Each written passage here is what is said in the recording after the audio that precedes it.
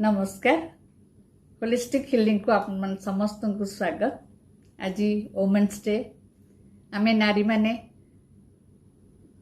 जीवन रे अनेक भूमिका निभाई थाउ। केबे झियो, केबे भौणी, केबे पत्नी, केबे माँ। परिवार चलाऊ, समस्त खुशी पाई काम करी चलू, किंतु एई दायित्व निभाया समय आमे निजको भूली जाऊ। निजर इच्छा निज स्वप्न को आमे पछरे पकई था।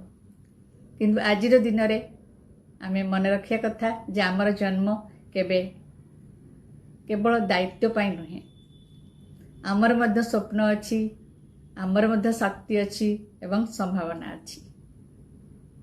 तेणु आज आमे एई दिन रे संकल्प नबा जे आमे निजको सम्मान करिबा, निजर शक्ति को सम्मान करिबा एवं निजको भल पाइबा एवं स्वप्न को जीवंत रखिबा। आमे केवल संबंध नुहे, आमे एक शक्ति। समस्त नारी मानक हृदय आज हैप्पी वोमेन्स डे। धन्यवाद। नमस्कार।